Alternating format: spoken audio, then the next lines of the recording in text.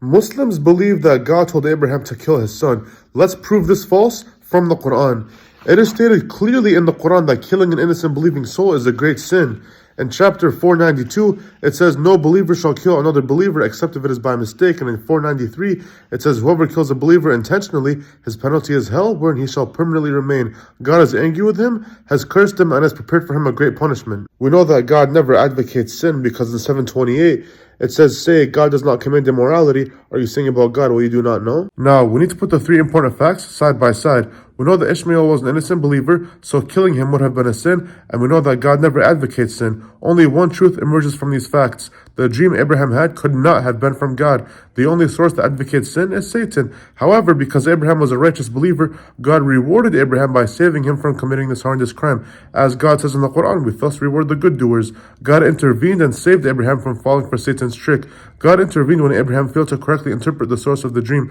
This is indicated from God's words to Abraham when he said, "You have believed the vision," and God intervened and saved Abraham from committing the great slaughter in 37:107 and the great sin, according to 493. Now, the Muslim scholars say that God commanded Abraham to kill his son Ishmael so as to test him. In other words, God wishes to find out if Abraham loved his son more than he loved God. They then add that when God was assured that Abraham loved him more than his own son, and just before Abraham slaughtered his son, God substituted a sheep in place of Ishmael to prevent the slaughter. The errors in this theory can be exposed quite easily. First, let's consider the following analogy. Let's say I have a son and I teach him his whole life that cheating is wrong, and one day he gets a girlfriend, and as a test, I tell him to go cheat on his girlfriend.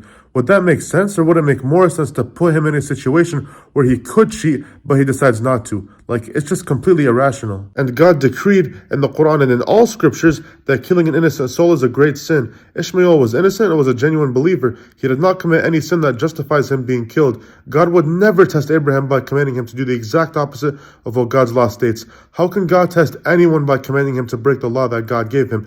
The message in 728 is very clear that God does not advocate sin or anything that's shameful. People who read the Quran and insist that God commanded Abraham to commit a sin to test him cannot be sincere believers in the words of the Quran. Their belief would be no more than lip service.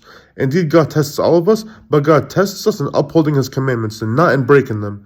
Moreover, the concept of sacrifice for God is totally alien to the teachings of the Quran. Nowhere in the Quran do we read of God asking us to offer sacrifices for him. The animal offering, which is one of the genuine rituals of Hajj, is not done for God, but it is done for the benefit of the people.